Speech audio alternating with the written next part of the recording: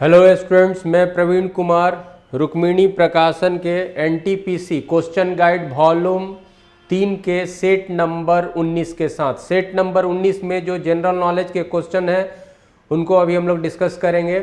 General knowledge के वो question जो आर्ट्स और करंट इवेंट से रिलेटेड हैं, आर्ट्स सब्जेक्ट और करंट इवेंट से रिलेटेड है, उनको डिस्कस किया जाएगा। और जीके के वैसे क्वेश्चन इस सेट में शुरू हो रहा है क्वेश्चन नंबर 2 से। क्वेश्चन नंबर 2 हमारा पहला क्वेश्चन हुआ। तो क्वेश्चन नंबर 2 जो सेट नंबर 19 का है वो क्या है, आपके सामने है। किस मंडल का विस्तार सागर तल से 50 से 80 किलोमीटर की ऊंचाई तक पाया जाता है? किस मंडल का विस्तार सागर तल से 50 से 80 किलोमीटर की ऊंचाई तक पाया जाता है? देखो स्टूडेंट्स, क्वेश्चन से कोई जरूरी नहीं है कि क्वेश्चन में हर चीज लिखा हो। यहाँ मंडल कहा गया तो ये मंडल कहाँ पर, तो वायुमंडल का बात कर रहा है। सागर तल से 50 से 80 किलोमीटर, तो ये वायुमंडल की बात हुई। तो 50 सीधा सा क्वेश्चन है कि 50 से 80 किलोमीटर, सागर तल से 50 किलोमीटर की ऊंचाई और फिर 80 किलोमीटर तक, ये जो रेंज है वायुमंडल के किस मंडल का ये रेंज है? वायुमंडल के एटमॉस्फेयर के किस स्फीयर का ये रेंज है? 50 किलोमीटर से 80 किलोमीटर। समुद्र तल से 50 किलोमीटर की ऊंचाई से वो मंडल शुरू होगा और 80 किलोमीटर की ऊंचाई तक। तो ये आंसर आपका, पहले आंसर हम लोग ते हैं ये मध्य मंडल, जिसको मेसोस्फीयर कहते हैं। मेसोस्फीयर, मध्य मंडल, मेसोस्फीयर। वायुमंडल के जो अलग अलग परत हैं, मंडल हैं, उनके बारे में थोड़ा हम लोग देखें। अगर हम लोग कॉलम डायग्राम एक ले रहे हैं वायुमंडल का, तो वायुमंडल की सबसे निचली जो परत है उसको कहते हैं क्षोभ मंडल। उसको क्या कहते हैं?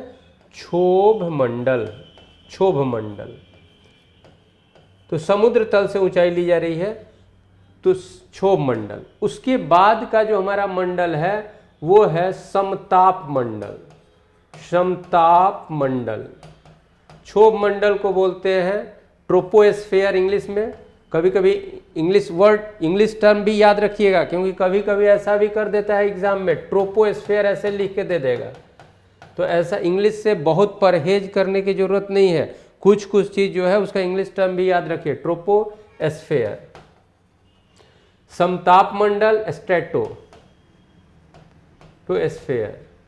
और इसके बाद आपका आएगा मध्य मंडल। मध्य मंडल, मेसोस्फीयर। मेसोस्फीयर। और उसके बाद आएगा स्टूडेंट्स आयन मंडल। आयन मंडल। और उसके बाद आएगा बाह्य मंडल, आयनोस्फीयर। Ionosphere, ionosphere. और उसके बाद आएगा बाह्य मंडल। बाह्य मंडल, बहिर्मंडल भी लिखते हैं, एक्सोस्फीयर। एक्सोस्फीयर।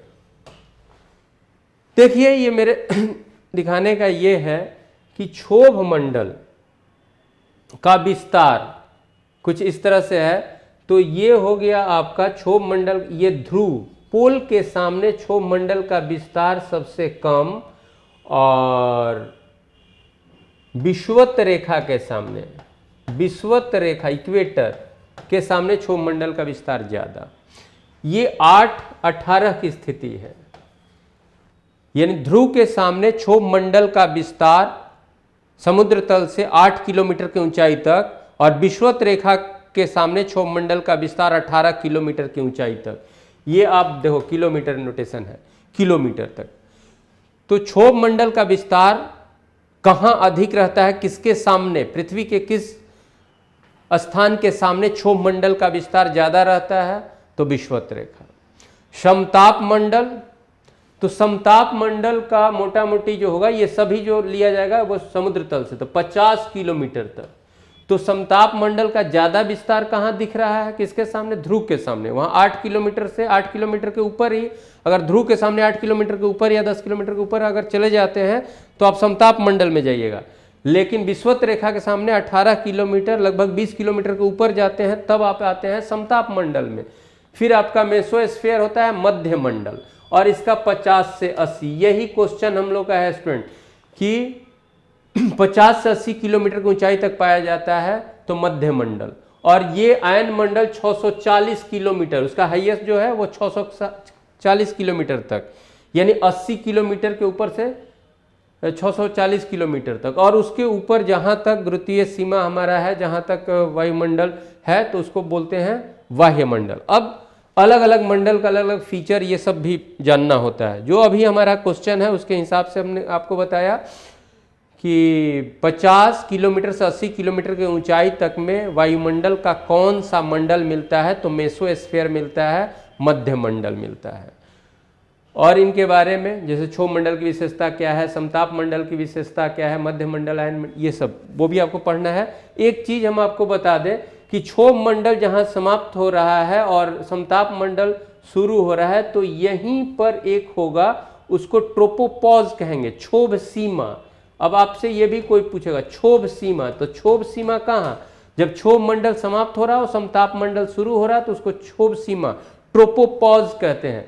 उसी तरह से समताप मंडल समाप्त हो रहा है और माने मध्य मंडल शुरू हो रहा है, तो इसको समताप सीमा या स्टेटोपॉज कहते हैं। उसी तरह से मध्य मंडल समाप्त हो रहा है और आयन मंडल शुरू होने की बात है, तो उस पार्ट को, उस बेल्ट को, यहाँ पर उस स्थित उस जगह को क्या कहते हैं, उसको मेसोपॉज कहेंगे। फिर आयन मंडल समाप्त हो रहा है और एक्सो का बात है, तो आयनोपॉज कहलाता है। लेकिन ये आयनोपॉज, इस सब की चर्चा कम मिलती है, खास करके क्षोभ सीमा, समताप सीमा, ये सब क्वेश्चन भी आता है। क्षोभ सीमा को इंग्लिश में क्या कहेंगे, ट्रोपोपॉज, समताप सीमा को क्या कहेंगे, स्टेटोपॉज। तो ये सब जानिएगा, ये क्वेश्चन रहता है। ये जो हमने बताया ध्रुव के सामने और विषुवत रेखा के सामने विस्तार अधिक, इस पे ध्यान रखिएगा।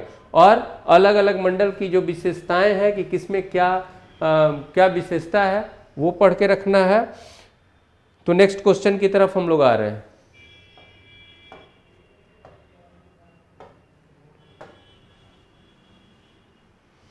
और नेक्स्ट क्वेश्चन फिर 5 नंबर क्वेश्चन है, पाक जल डमरू मध्य किनके बीच स्थित है, कच्छ की खाड़ी और खंभात की खाड़ी, मन्नार की खाड़ी और बंगाल की खाड़ी, लक्षद्वीप और मालदीव, अंडमान और निकोबार द्वीप समूह के बीच में। तो यहाँ आंसर होगा स्टूडेंट मन्नार की खाड़ी और बंगाल की खाड़ी। मन्नार की खाड़ी और बंगाल की खाड़ी भारत के दक्षिणी भाग में, यहाँ जब आप जाएंगे तो यहाँ से ये जो होता है, यहाँ श्रीलंका और ये इसके बीच के, ये मन्नार की खाड़ी कहा जाता है, मन्नार की खाड़ी।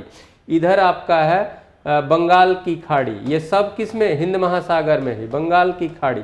तो मन्नार की खाड़ी और बंगाल की खाड़ी के लिए जो स्ट्रेट है, इसको बोला जाता है पाक जल डमरू मध्य, इसको बोलते हैं पाक जल डमरू मध्य। यहाँ श्रीलंका है, कभी ये इस तरह से पूछता है कि इंडिया और श्रीलंका के बीच कौन सा जल डमरू मध्य है, तो पाक जल डमरू मध्य, पाक जल डमरू मध्य। और इधर बंगाल की खाड़ी, इधर मन्नार की खाड़ी, मन्नार की खाड़ी, मन्नार की खाड़ी।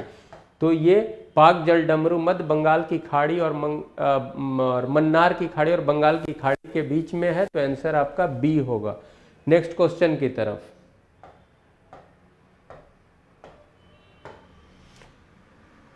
नेक्स्ट क्वेश्चन फिर हम लोग का 8 नंबर, भारतीय नयाचार प्रोटोकॉल के अनुसार पूर्वता क्रम में निम्नांकित में से सबसे पहले कौन है। क्वेश्चन को पहले समझ लीजिए, प्रोटोकॉल क्या होता है, हायरकी यानी पदाक्रम, सबसे पहले कौन पद, उसके बाद किस पद को माना जाता है, उसके बाद किस पद को माना जाता है, इसी को प्रोटोकॉल कहते हैं। अब प्रोटोकॉल बहुत जगह मानना होता है, कोई सभा भी हो वहाँ भी प्रोटोकॉल। तो यहाँ मुख्य पदों का प्रोटोकॉल, तो भारत का प्रथम नागरिक राष्ट्रपति। तो प्रोटोकॉल में, प्रोटोकॉल हायरकी में यानी क्रम में, प्रोटोकॉल हायरकी में सबसे ऊपर प्रेसिडेंट, राष्ट्रपति 1 नंबर प्रोटोकॉल पर राष्ट्रपति, उसके बाद दूसरा प्रोटोकॉल पर उपराष्ट्रपति, तीसरे प्रोटोकॉल पर आते हैं प्रधानमंत्री, और चौथा प्रोटोकॉल यहां राज्यपाल आएंगे, राज्यपाल। लेकिन ये राज्यपाल का जो प्रोटोकॉल स्थान है ये अपने राज्य में, यहां ध्यान दीजिएगा, अपने राज्य में। और फिर राज्यपाल का एक प्रोटोकॉल पोजीशन होगा, ये राज्यपाल कहीं भी अपने राज्य के बाहर, राज्यपाल अपने राज्य के बाहर, अपने राज्य के बाहर किसी राज्य के राज्यपाल का प्रोटोकॉल में क्या पोजीशन, 8वां, ये याद रखना है। अपने राज्य में राज्यपाल का प्रोटोकॉल पोजीशन चौथा होता है, और अपने राज्य के बाहर राज्यपाल का प्रोटोकॉल पोजीशन जो होता है वो 8वां नंबर पर होता है। अब यहाँ पर बड़ा अच्छा ये चीज़, ये क्वेश्चन बड़ा अच्छा सेट हुआ है। तो चौथा पोजीशन राज्यपाल का होगा कब? यदि कोई भी कॉन्फ्रेंस, कोई सभा, कोई मीटिंग, कुछ भी अगर हो रहा है, कोई समारोह है उस किसी राज्य में, तो वहां पर उस राज्य का राज्यपाल का प्रोटोकॉल पोजीशन चौथा होगा, वो चौथा क्रम पर होगा। लेकिन किसी राज्य का राज्यपाल अगर कहीं अपने राज्य के बाहर अगर है, जहां का राज्यपाल है उस राज्य के बाहर है, तो राज्यपाल का प्रोटोकॉल पोजीशन 8 होगा। फिर एक इंपॉर्टेंट जो यहां पर है, लोकसभा अध्यक्ष का प्रोटोकॉल पोजीशन, ये हमेशा छठा पोजीशन है, छठा पोजीशन पर। यानी किसी राज्य में अगर सभा कुछ हो रहा है तो वहां लोकसभा अध्यक्ष से ऊपर प्रोटोकॉल है उस राज्य के राज्यपाल का। लेकिन ऐसे कोई राज्य का राज्यपाल है, कहीं पर अगर सभा हो रहा है उसके राज्य में नहीं, तो वहां लोकसभा का अध्यक्ष का प्रोटोकॉल पोजीशन ऊपर होगा। ऐसे लोकसभा अध्यक्ष का प्रोटोकॉल पोजीशन छठा होता है। तो यहाँ पर जो बहुत यूनिक चीज़ है, जो अच्छा चीज़ है, जो याद करने लायक है कि किसी राज्य में उस राज्य के राज्यपाल का प्रोटोकॉल पोजीशन चौथा होता है, लेकिन राज्य के बाहर किसी राज्य के राज्यपाल के लिए प्रोटोकॉल पोजीशन जो होता है जनरल 8वां होता है। तो यहाँ पर हम लोग अब क्वेश्चन को देखेंगे। प्रोटोकॉल के अनुसार क्रम में निम्न में से सबसे पहले कौन है? उप प्रधानमंत्री, उप प्रधानमंत्री का प्रोटोकॉल पोजीशन नीचे होता है, वो चौथा से भी नीचे होगा। भूतपूर्व राष्ट्रपति का भी नीचे होगा, और अपने राज्य में राज्यपाल और लोकसभा अध्यक्ष। तो इन सब लोगों से ये चौथा, अभी हमने बता दिया चौथा पोजीशन तक यही स्थिति है। तो इसके बाद ही और लोगों का प्रोटोकॉल पोजीशन है। छठा बताया लोकसभा अध्यक्ष का। तो यहाँ पर इन चारों में ऊपर का प्रोटोकॉल पोजीशन किसका है? अपने राज्य में राज्यपाल का, क्योंकि राष्ट्रपति, उपराष्ट्रपति, प्रधानमंत्री ये हमारे ऑप्शन में नहीं है, उप प्रधानमंत्री है। भूतपूर्व राष्ट्रपति प्रोटोकॉल पोजीशन नीचे हो जाता है भूतपूर्व राष्ट्रपति का। राष्ट्रपति का प्रोटोकॉल पोजीशन 1 पर होता है, लेकिन उपराष्ट्रपति का भूतपूर्व राष्ट्रपति का प्रोटोकॉल पोजीशन नीचे चला जाता है। ये चार का में कोई कंफ्यूजन नहीं। पहला प्रोटोकॉल पोजीशन राष्ट्रपति का, दूसरा उपराष्ट्रपति का, तीसरा प्रधानमंत्री का, चौथा राज्यपाल का उस राज्य में जहां का वो राज्यपाल है। तो अपने राज्य में राज्यपाल पोजीशन चौथा होता है, और इसके ऊपर ये 3 होते हैं, जिसमें से हमारे ऑप्शन में कोई नहीं है, इसलिए आंसर यहां सी होगा। नेक्स्ट क्वेश्चन की तरफ। निम्न संवैधानिक संशोधनों में से कौन से राज्यों में निर्वाचित होने वाले लोकसभा के सदस्यों की संख्या वृद्धि करने से संबंधित है? हम लोग का क्वेश्चन ये है स्टूडेंट्स कि इनमें से किन संविधान संशोधनों द्वारा लोकसभा के सदस्यों की संख्या बढ़ाई गई? तो वो है 7वां और 31वां संविधान संशोधन। 7वां और 31वां संविधान संशोधन। ये 7वां संविधान संशोधन 1956 का है और 31वां संविधान संशोधन 1973 का है। इन दोनों संविधान संशोधनों से, ये 1956 वाला आप जान रहे हैं, राज्य पुनर्गठन अधिनियम, राज्य पुनर्गठन अधिनियम, तो उससे भी हुआ था। तो 7वां संविधान संशोधन 1956 और 31वां संविधान संशोधन 1973 द्वारा लोकसभा के सीटों में वृद्धि की गई, और ये जो है 31वां, इसी से लोकसभा का जो 525 सीट को बढ़ा करके 545 सीट किया गया। तो 7वां और 31वां संविधान संशोधन द्वारा लोकसभा के सीटों में वृद्धि की गई। तो क्वेश्चन है कि लोकसभा के सदस्यों की संख्या वृद्धि करने से संबंधित संशोधन इनमें से कौन है? तो आंसर हमारा होगा सी, वो संशोधन है 7वां और 31वां संविधान संशोधन। नेक्स्ट क्वेश्चन के तरफ, निम्न में से कौन सा कथन, ये फिर साइंस का है और इसके बाद आप 11 नंबर देखिए, निम्नांकित युग्मों में से कौन सा एक सही सुमेलित नहीं है? Pitt's India act, Warren Hastings, एकदम सही है। Pitt's India act, Warren Hastings 1774 का ये एक्ट है बाबू, ये सही है। उस समय वारेन हेस्टिंग्स ही था। वारेन हेस्टिंग 1785 तक रहा है, 1785 तक रहा है, इसलिए ये सही है। Doctrine of lapse, Lord Dalhousie, एकदम सही है। लॉर्ड डलहौजी सही है, 56 तक, 1856 तक रहा, 48 से 56, 1856 तक रहा, और राज्य हड़प नीति इसका था। Vernacular press act, Lord Curzon, ये गलत है, तो गलत ही चुनना है ना, तो आंसर तो सी हो गया। वर्नाकुलर प्रेस एक्ट किसका है? ये कर्जन का नहीं है, ये लीटन का है, लॉर्ड लीटन, लॉर्ड लीटन, ये लीटन का है। वर्नाकुलर प्रेस एक्ट लीटन का है। और लॉर्ड लीटन का कार्यकाल था 1876 से, लॉर्ड लीटन का कार्यकाल था 1876 से 1880। तो वर्नाकुलर प्रेस एक्ट किसके द्वारा? तो लॉर्ड लीटन के द्वारा। इल्बर्ट बिल, ये रीपन, एकदम सही है, ये भी सही है, गलत ही हम लोग का चुनना था, ये सही है। और रीपन का कार्यकाल है बाबू, रीपन का कार्यकाल है 1880 से 84, 1884।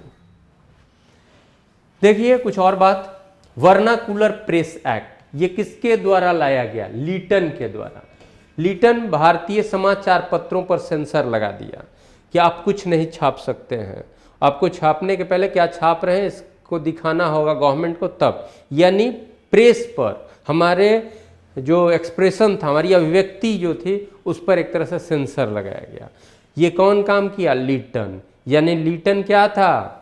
कहिए तो ये विलेन था हमारे, लीटन अच्छा आदमी नहीं था। तो lord Lytton vernacular press act लाया, lord Lytton vernacular press act लाया। और उसका ही उत्तराधिकारी, उसके बाद का जो हुआ रीपन, ये कुछ हद तक अच्छा आदमी था। और लॉर्ड रीपन ने इल्बर्ट बिल लाया, इल्बर्ट बिल अलग है।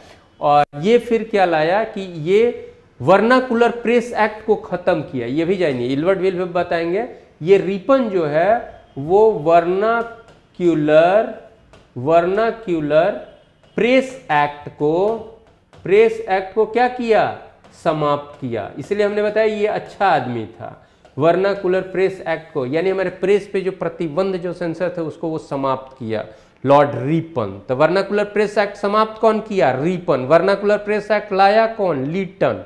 लीटन पहले, रीपन बाद में, ठीक है, पहले वो लाया, ये समाप्त किया।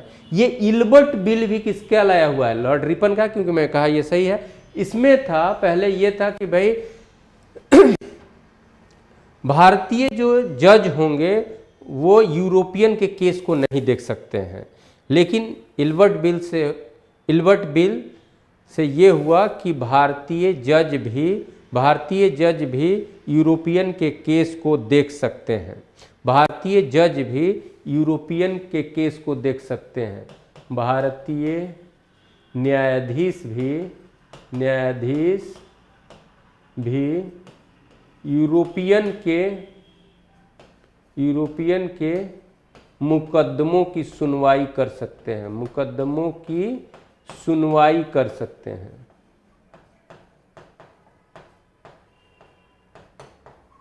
इसलिए मैं बताया कि रीपन अच्छा आदमी। और फिर एक बात आया है कर्जन का, लॉर्ड कर्जन का देखिए, ये भी अच्छा आदमी नहीं था। कर्जन ये 1904-5, ये क्या किया था? ये बंगाल विभाजन, प्रथम बार बंगाल विभाजन की घोषणा किसने किया? Lord Curzon, 1905। बंगाल विभाजन की घोषणा किसने किया? Lord Curzon. देखिए कंफ्यूज नहीं होइएगा, पिट्स इंडिया एक्ट, तो रेगुलेटिंग एक्ट के बाद एक सुधार के लिए, रेगुलेटिंग एक्ट में सुधार के लिए फिर एक्ट आया पिट्स इंडिया एक्ट, जो 1784 का था, और उस समय कौन था? Warren Hasting. सही है। डॉक्ट्रिन ऑफ लैप्स, बहाना बना करके रियासतों को ब्रिटिश अधीन क्षेत्र में मिलाने का काम कौन किया? डलहौजी, और उसी को राज्य हड़प की नीति, तो डलहौजी डॉक्ट्रिन ऑफ लैप्स सही है। वर्नाकुलर प्रेस एक्ट कर्जन द्वारा नहीं लाया गया था, लीटन द्वारा लाया गया था, यानी प्रेस पर, भारतीय समाचार पत्रों पर एक तरह से प्रतिबंध, सेंसर लगाना, तो वो काम कौन किया था? लीटन किया था। लीटन का कार्यकाल हमने बताया कि कब से कब, और 1876 से 80। और फिर वर्नाकुलर प्रेस एक्ट को हटाया कौन? रिपन। वर्नाकुलर प्रेस एक्ट को हटाया कौन? रिपन, और रिपन का कार्यकाल जो है 80 से 84। इल्बर्ट बिल किसके समय आया? रिपन के समय। इल्बर्ट बिल से क्या हुआ कि भारतीय न्यायाधीश भी यूरोपियनों के मुकदमों की सुनवाई कर सकते हैं। तो बहुत हद तक डिस्कस हो चुका है। अब नेक्स्ट क्वेश्चन की तरफ।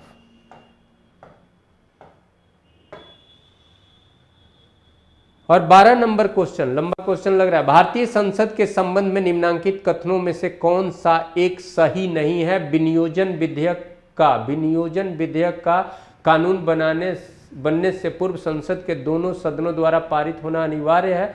पारित होता ही है। तो कोई भी अगर एडिशनल धन की अगर जरूरत है किसी बात के लिए तो विनियोग विधेयक आता है, तो ये भी सही है। विनियोग विधेयक के अधीन विनियोजन हुए बिना भारत की संचित निधि से धन नहीं निकाला जा सकता, ये भी सही है।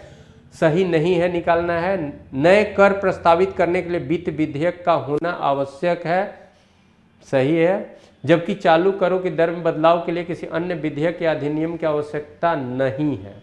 नहीं, आवश्यकता तो है ही। राष्ट्रपति के सिफारिश के बिना कोई धन विधेयक नहीं लाया जा सकता, तो इसमें पूरी तरह से सही नहीं है, इसलिए ऑप्ट यही कीजिए। बहुत स्पष्ट तो नहीं, लेकिन ऑप्ट यही कीजिए, सी। क्यों? क्योंकि आवश्यकता नहीं लिखा हुआ है, तो ये गलत होगा, तो ये सी होगा। अब देखिए धन विधेयक की प्रक्रिया, ये कहाँ पर है भाई? तो ये आपको आर्टिकल 109 में। और धन विधेयक थोड़ा उल्टा लगता है, लेकिन ऐसा ही है। धन विधेयक की परिभाषा ही बाद में और प्रक्रिया पहले। ये आर्टिकल 110 में, आर्टिकल 110 में। वित्त विधेयक, फाइनेंस बिल, वित्त विधेयक। तो वित्त विधेयक की जो बात होगी, वित्त विधेयक की जो बात है वो आर्टिकल 117 में। तो ये सब याद रखिएगा। और सभी धन विधेयक जो है वित्त विधेयक है, लेकिन सभी वित्त विधेयक धन विधेयक नहीं है। अब इसको आर्टिकल 109, 110 को, 117 को थोड़ा ढंग से पढ़िए। नेक्स्ट क्वेश्चन की तरफ।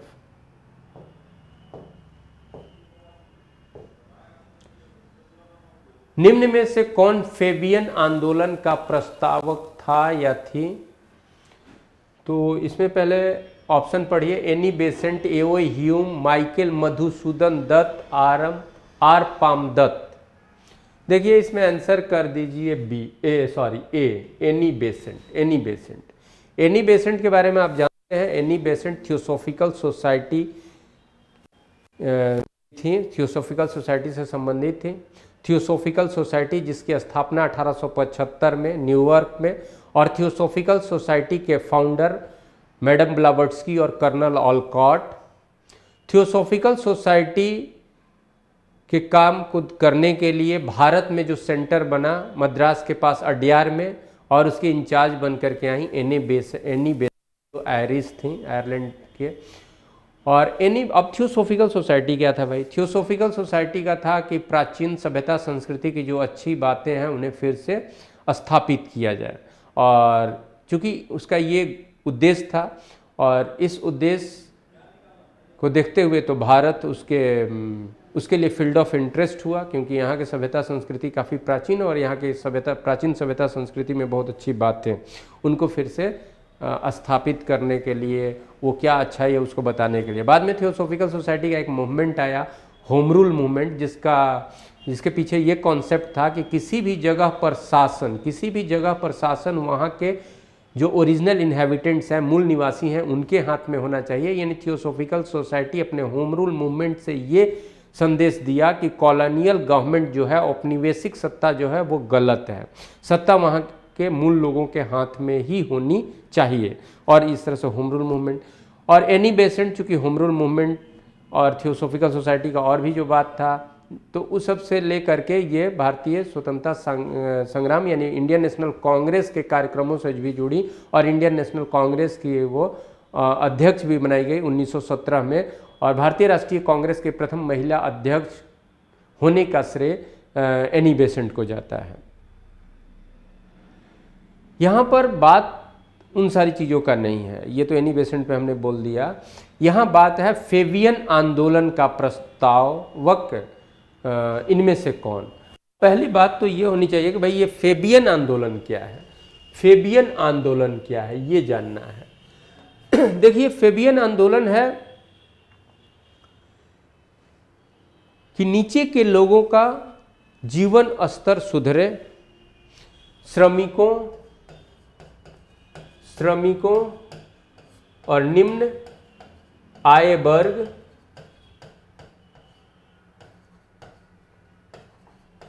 के लोगों का उत्थान हो, बेटरमेंट ऑफ पुअर पीपल या पीपल ऑफ लोअर स्ट्रेटा, उनका बेटरमेंट, उनका उत्थान हो। एक चीज ये, लेकिन वर्ग संघर्ष नहीं, वर्ग संघर्ष नहीं, ये बात याद कीजिएगा, वर्ग संघर्ष नहीं। वर्ग संघर्ष की बात होगा तो फिर वो साम्यवाद हो जाएगा। तो ये सबके कल्याण की बात करता है, श्रमिकों, निम्न आय वर्ग के लोगों के उत्थान के लिए ये आंदोलन बात करता है, लेकिन वर्ग संघर्ष, ग्रुप के बीच में टकराव की एडवोकेसी ये नहीं करता है। सब ऐसी नीति हो, ऐसा प्रोग्राम हो कि जो नीचे उनका उत्थान हो, उनकी बेहतरी हो, उनका बेटरमेंट हो, लेकिन क्लास टू क्लास अपने बेहतर होने के लिए मार्ग आप दूसरे से लड़ करके, दूसरे का छीन करके करें, ऐसी बात नहीं। तो इस आंदोलन को फेबियन आंदोलन कहा जाता है। और ये फेबियन आंदोलन ब्रिटेन में आप देखिए, श्रमिकों के बेहतरी के लिए श्रमिक आंदोलन वहाँ रहा। ब्रिटेन में औद्योगिक इंडस्ट्रियलाइजेशन हुआ, औद्योगिक क्रांति हुई, तो वहाँ पर धीरे धीरे जो पारंपरिक वर्ग था, भूस्वामी और उसके श्रमिक, अब वर्ग हो गया, एक वर्ग हो गया शहर में, इंडस्ट्रियल एरिया में पूंजीपति और वर्कर्स। तो ऐसे लोग जो वर्कर की बेहतरी चाहते हैं, लेकिन वो पूंजीपतियों से उनको टकराना नहीं चाहते हैं, क्योंकि अगर टकराएगा तो फिर जो कारोबार है, जो ग्रोथ इन इकोनॉमी है, वो रुक जाएगा, तो फिर उसमें किसी का कल्याण नहीं। तो श्रमिकों की बेहतरी, निम्न आय वर्ग के लोगों की बेहतरी, उनका उत्थान, लेकिन वर्ग संघर्ष नहीं, इस कॉन्सेप्ट पर आधारित जो आंदोलन, उसको फेबियन आंदोलन, जो सबसे पहले ब्रिटेन में और भारत में फेबियन कॉन्सेप्ट की समर्थक, सपोर्टर, या भारत में उस कॉन्सेप्ट को प्रपोज करने वाले पर्सनालिटी में एक नाम आता है एनी बेसेंट का, और 13 में इसलिए एनी बेसेंट ऑप्शन सही है। तो निम्न में कौन फेबियन आंदोलन के प्रस्तावक थे, तो एनी बेसेंट, ए आंसर होगा। और नेक्स्ट क्वेश्चन की तरफ,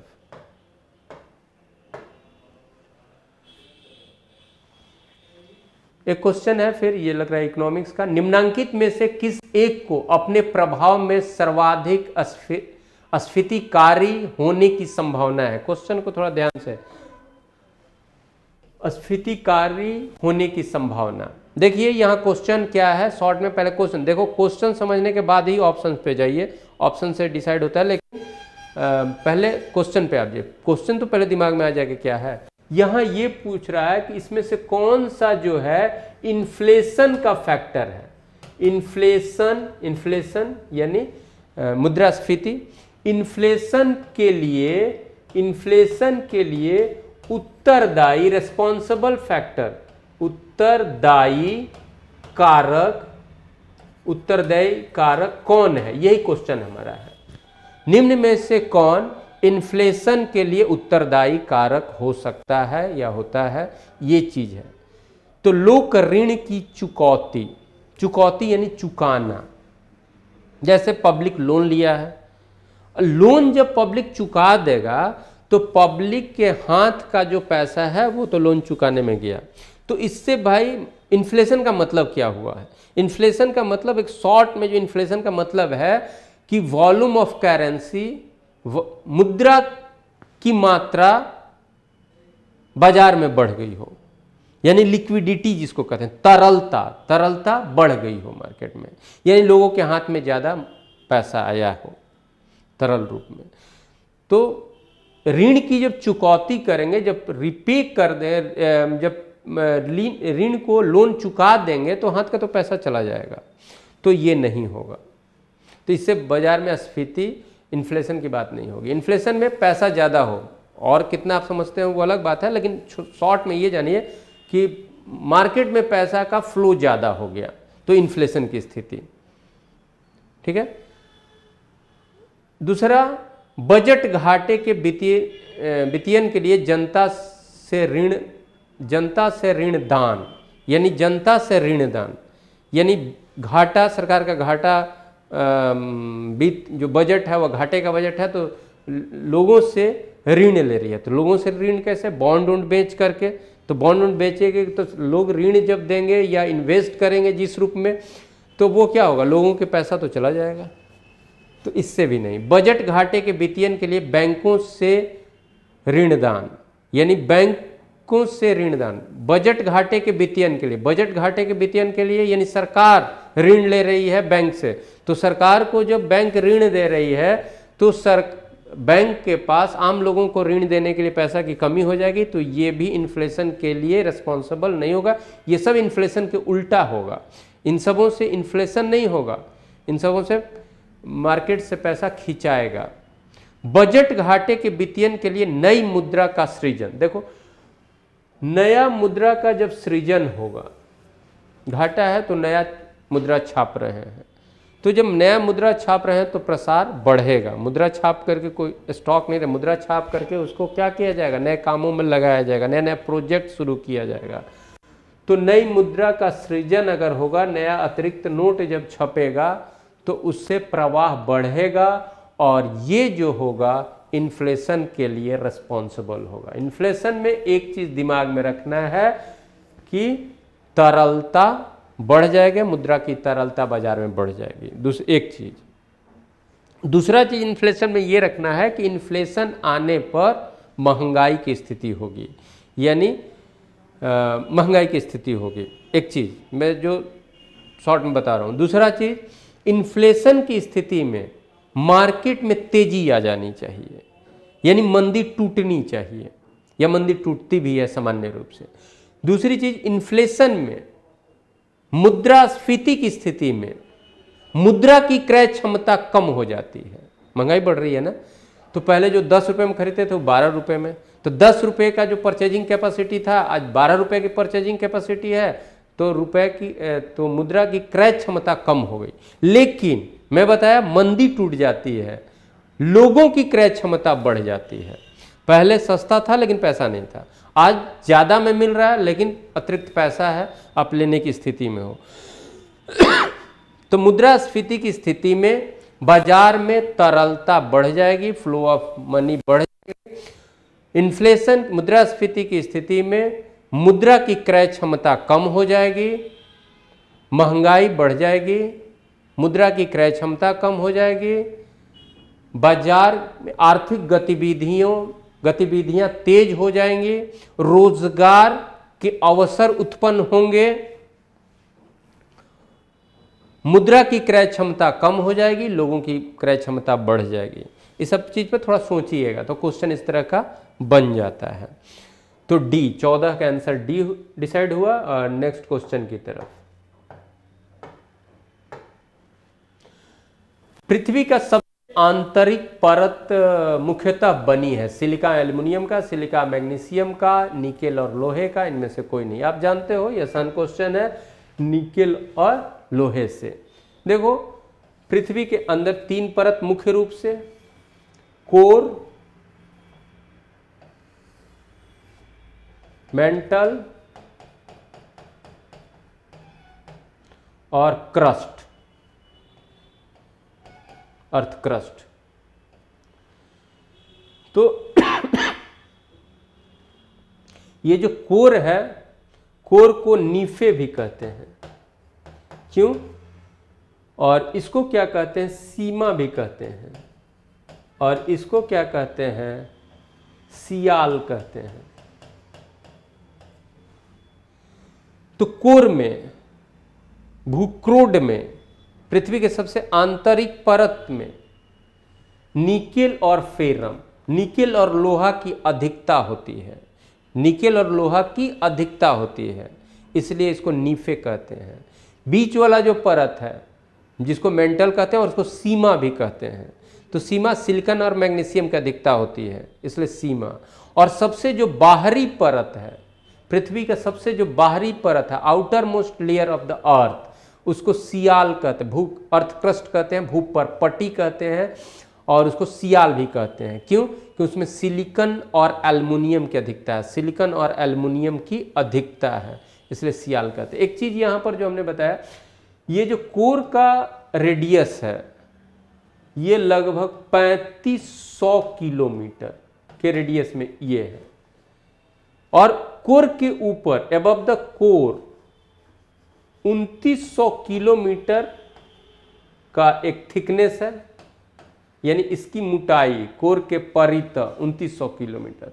और ये जो बनाया है उसके हिसाब से नहीं समझिएगा, ये जो है ये थीन है, पतला परत है क्रस्ट, और इसकी मोटाई 5 किलोमीटर से लेकर के 100 किलोमीटर तक में वेरी करता है, कहीं कहीं 70 किलोमीटर ही देता है। 5 किलो यानी earth crust outer most layer जो है कहीं पतला है कहीं मोटा है, यानी यूनिफॉर्मली थिक नहीं है। इसलिए इसको जब बनाया जाता है तो ऐसे ऐसे बनाया जाता है, और ऊपर वाले को ऐसे ऐसे, यानी यूनिफॉर्मली थिक नहीं, ये कहीं मोटा कहीं पतला इस तरह से। और जहाँ पर अर्थ क्रस्ट की मोटाई कम है, जहाँ 5 किलोमीटर 7 किलोमीटर 10 12 15 किलोमीटर तक है, जहाँ कम है वही जलमंडल है, महासागर है, उस पर पानी आया हुआ है। जहाँ मोटा है वो स्थल मंडल है। तो कुल पृथ्वी के कुल पृष्ठ क्षेत्रफल का अगर बात करें, टोटल सरफेस एरिया का अगर बात करें, तो उसके 2/3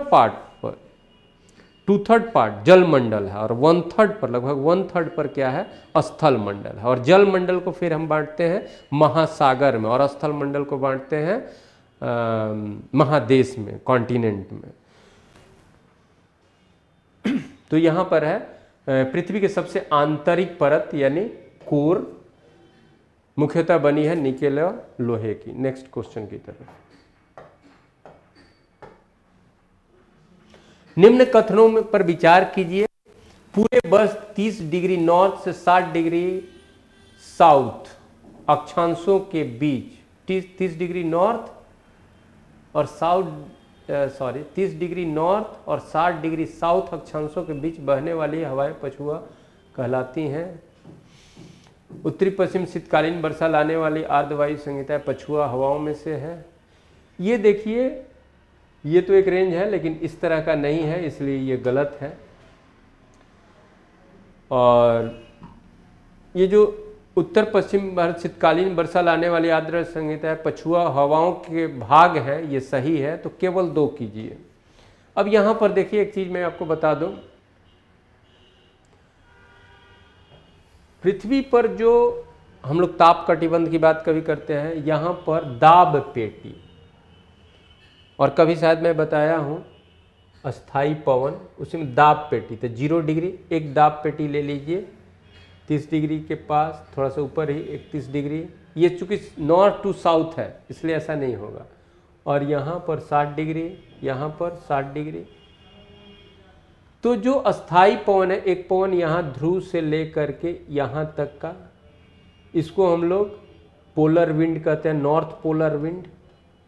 और इसकी जो दिशा होती है नॉर्थ ईस्ट होती है। और इस रेंज में एक ऐसे चलेगा और इसको हम लोग वेस्टर्लीज कहते हैं। ये जो वेस्टर्लीज, इसी को वेस्टर्लीज कहा जाता है, वेस्टर्लीज यानी पछुआ पवन, पछुआ पवन। या इसको हम लोग बोलते हैं वाणिज्य विरुद्ध पवन, वाणिज्य विरुद्ध, एंटी ट्रेड विंड। और फिर एक का डायरेक्शन ऐसे होता है, ये ट्रेड विंड होता है। और फिर एक का डायरेक्शन ये होता है, ये भी ट्रेड विंड होता है। और एक का डायरेक्शन ये होता है और फिर एक का डायरेक्शन ये होता है। ये देखिए आप बुक निकाल करके अस्थाई पवन, इसको बोलते हैं अस्थाई पवन। ये देख लीजिए, इसी अस्थाई पवन में यहाँ पर जो आप देख रहे हैं और यहाँ पर जो देख रहे हैं जिसको एंटी ट्रेड विंड, इसी को पछुआ पवन कहा जाता है, पछुआ पवन। और उत्तरी गोलार्ध में पछुआ पवन की दिशा जो है, उत्तरी गोलार्ध में पछुआ पवन का जो दिशा है, यहाँ से पवन जहाँ से शुरू हो उसके हिसाब से दिशा होता है। तो ये साउथ वेस्ट, उत्तरी गोलार्ध में साउथ वेस्ट, दक्षिण पश्चिम, उत्तरी गोलार्ध में साउथ वेस्ट। और दक्षिणी गोलार्ध में देखिएगा तो नॉर्थ वेस्ट। तो उत्तरी गोलार्ध में पछुआ पवन की दिशा दक्षिण पश्चिम और दक्षिणी गोलार्ध में पछुआ पवन की दिशा उत्तर पश्चिम। लेकिन उसका चूंकि ये जो अक्षांशीय जो रेंज दिया हुआ है वो सही नहीं है, वो लगभग 40 से शुरू होता है। और दूसरा कि 30 डिग्री नॉर्थ और 60 डिग्री साउथ अक्षांश के बीच। तो 30 डिग्री नॉर्थ मान लें ये लें और 60 डिग्री साउथ ये लें, तो यहाँ से यहाँ थोड़ी कोई चलता है, इसलिए ये गलत है। भारत के उत्तर पश्चिम क्षेत्र में शीतकालीन वर्षा जो होती है वो पछुआ हवाओं का भाग है या पछुआ हवाओं का प्रभाव है, ये सही है। तो केवल 2, मैं सिर्फ यहाँ पर इसलिए ये पछुआ हवाएं सुन करके हमने आपको बताया कि उत्तरी गोलार्ध, इधर से ऊपर क्या है उत्तरी गोलार्ध है और ये सब क्या है दक्षिणी गोलार्ध, मैंने विषुवत रेखा के ऊपर विषुवत रेखा। तो उत्तरी गोलार्ध में भी पछुआ पवन और दक्षिणी गोलार्ध में भी पछुआ पवन। तो उत्तरी गोलार्ध में, ये इंपॉर्टेंट है, बार बार पूछता है इसलिए मैं इसकी चर्चा कर रहा हूं। उत्तरी गोलार्ध में, उत्तरी गोलार्ध में पछुआ पवन की दिशा, पछुआ पवन की दिशा, उत्तरी गोलार्ध में पछुआ पवन की दिशा दक्षिण पश्चिम,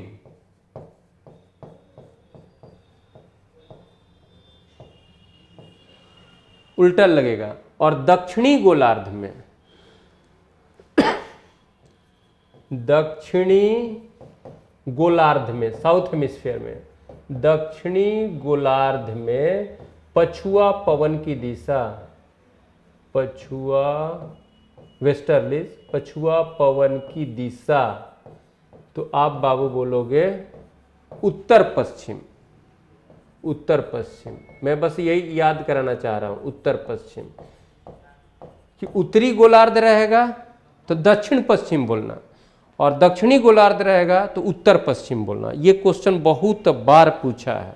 उत्तरी गोलार्ध में पछुआ पवन की दिशा दक्षिण पश्चिम, दक्षिणी गोलार्ध में पछुआ पवन की दिशा उत्तर पश्चिम। नेक्स्ट क्वेश्चन की तरफ।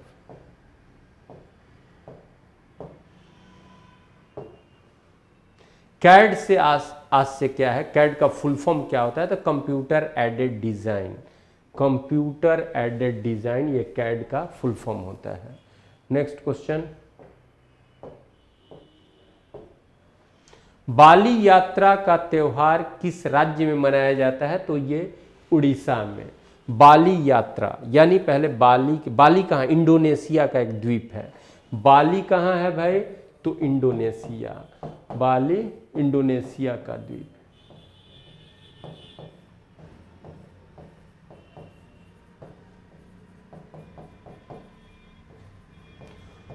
तो भाई ये अब उड़ीसा देखिए, पश्चिमी हमारे पूर्वी तट पर, इंडोनेशिया इधर। तो यहाँ से पहले से भी हमारा इन सभी से भारत का संबंध रहा है, व्यापार रहा है। इधर का तो हमारे पास यहाँ के साम्राज्यों का, चोलों का तो वहाँ पर उपनिवेश भी रहा है। तो ये प्राचीन संबंध रहा है। तो बाली के साथ यात्रा होती होगी। तो अभी भी बाली यात्रा का त्यौहार किस राज्य में मनाया जाता है? तो उड़ीसा में।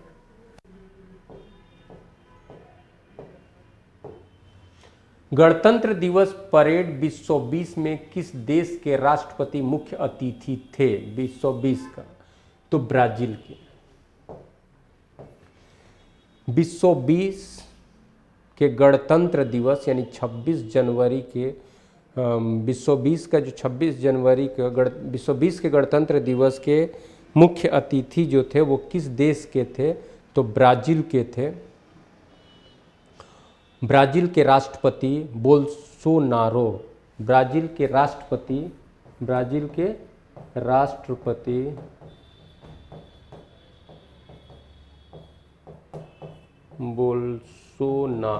बोल्सोनारो थे।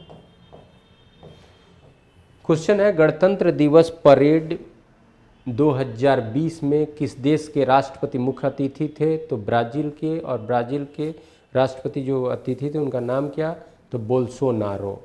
और इस 2021 के गणतंत्र परेड के बोरिस जॉनसन को जो 2021 यानी इस साल 2021 के गणतंत्र परेड का मुख्य अतिथि का घोषणा किया गया था वो ब्रिटेन के प्रधानमंत्री,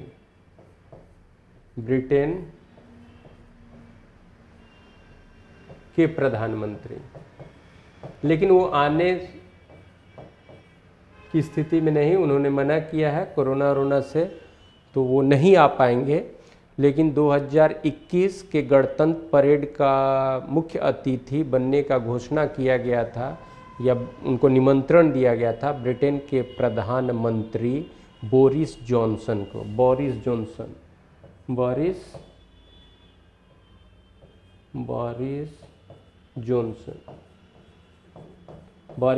को बनाया गया था, लेकिन उन्होंने ऐसा सूचना भेजा है, खेद भी प्रकट किया है कि वो नहीं आ पाएंगे, बोरिस जॉनसन। और 2020 में गणतंत्र के परेड के मुख्य अतिथि थे ब्राज़ील के राष्ट्रपति बोल्सोनारो। और 2021 के गणतंत्र परेड के मुख्य अतिथि के रूप में घोषणा हुई थी, उनको निमंत्रण भेजा गया था, वो थे ब्रिटेन के प्रधानमंत्री बोरिस जॉनसन, जो पहले से सारी बातें तय थीं, लेकिन इधर कुछ दिन पहले उन्होंने आने में असमर्थता जताया है। तो ये भी क्वेश्चन कभी पूछ सकता है।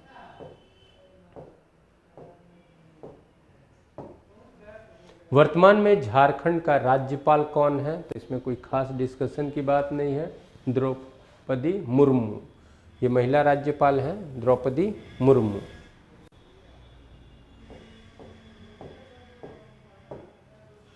हाल ही में छोटे और सीमांत किसानों हेतु एक योजना शुरू की गई जिसका नाम है छोटे और सीमांत किसानों हेतु एक योजना शुरू की गई है जिसका नाम है प्रधानमंत्री किसान मानधन योजना।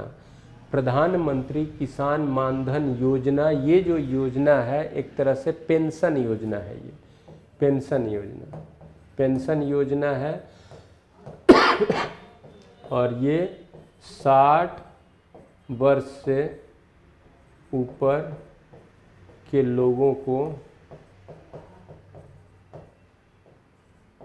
पेंशन देने की बात है। वैसे जो छोटे और सीमांत किसान हैं उनके लिए एक योजना, मानधन योजना, जिसमें उनको 60 वर्ष की उम्र के बाद उन्हें पेंशन देने की बात की गई है। तो प्रधानमंत्री किसान मानधन योजना पेंशन योजना है जो 60 वर्ष से ऊपर के छोटे और सीमांत किसानों के पेंशन की बात इसमें निहित है।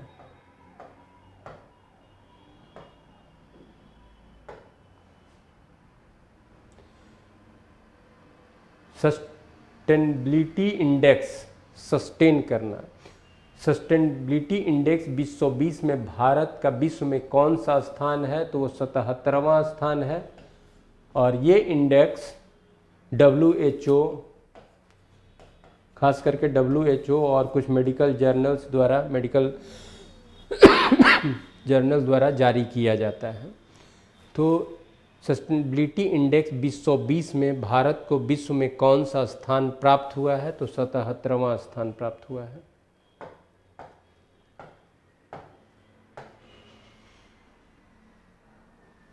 भारत में निम्नलिखित में से वह कौन सा वन्य जीव अभयारण्य है जहां गेंडा के संरक्षण की परियोजना चल रही है? तो काजीरंगा, गेंडा के लिए काजीरंगा, और ये कहाँ है? असम में।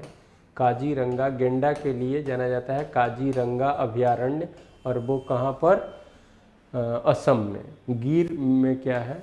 तो एशियाई बाघ है, एशियाई शेर, और ये कहाँ? गुजरात में। पेरियार कहाँ? केरल।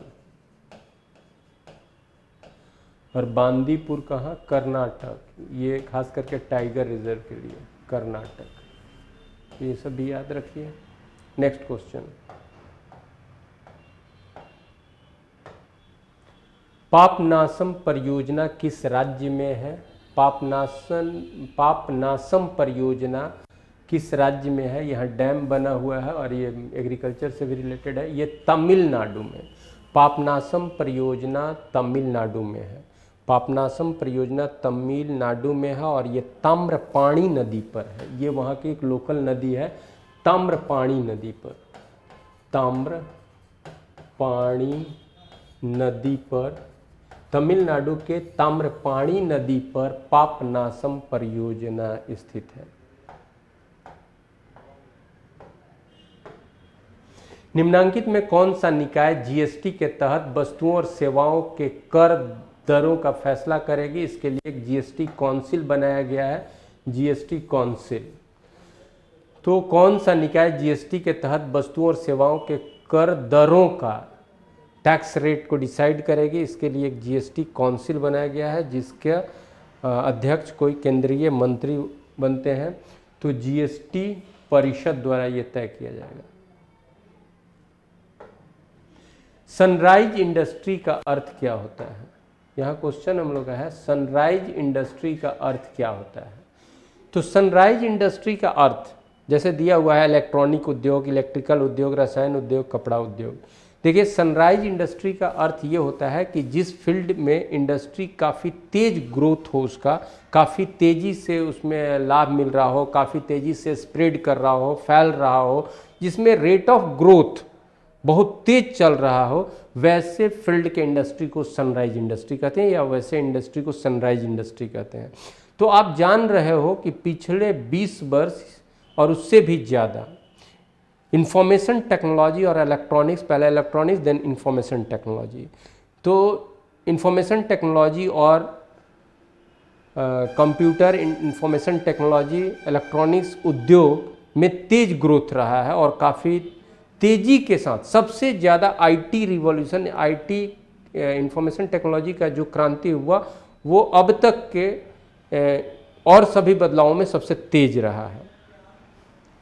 तो सनराइज इंडस्ट्री का अर्थ वो होता है कि जिस इंडस्ट्री में तेज़ी से ग्रोथ हो रहा हो उसको सनराइज इंडस्ट्री। समय विशेष पर यह है कि किस समय, किस कालखंड में कौन सा उद्योग ज़्यादा ग्रो कर रहा है उसके हिसाब से होता है।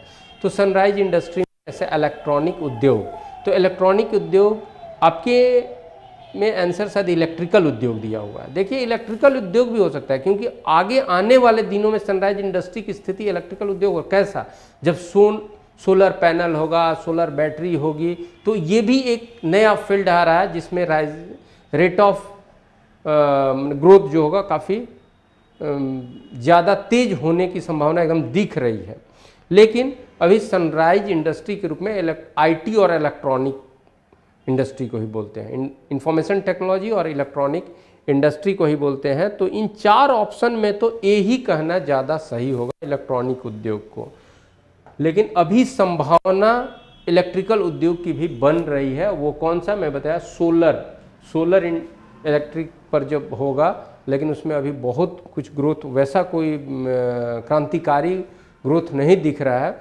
तो सनराइज इंडस्ट्री इंफॉर्मेशन टेक्नोलॉजी और इलेक्ट्रॉनिक्स तक ही रखा जाए तो ज़्यादा बेहतर होगा। ये आंसर जो लगाया गया है शायद संभावना देख करके कि इलेक्ट्रिकल उद्योग में खास करके सोलर एनर्जी पर बेस्ड इंडस्ट्री में एक नया उछाल आने की बात है, एक नया ग्रोथ लंबे समय तक रहने की बात है, एक नया चेंज की बात उससे देखी जाएगी। लेकिन अभी इंफॉर्मेशन टेक्नोलॉजी और इलेक्ट्रॉनिक इंडस्ट्री को ही सनराइज इंडस्ट्री के रूप में देखना ज़्यादा सही है, या उसको बोला जाता है।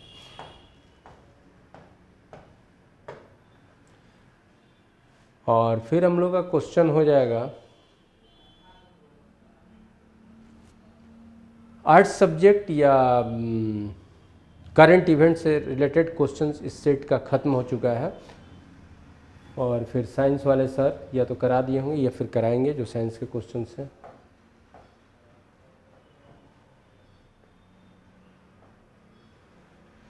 नेक्स्ट सेट यानी सेट नंबर 20 के साथ फिर हम मिलेंगे।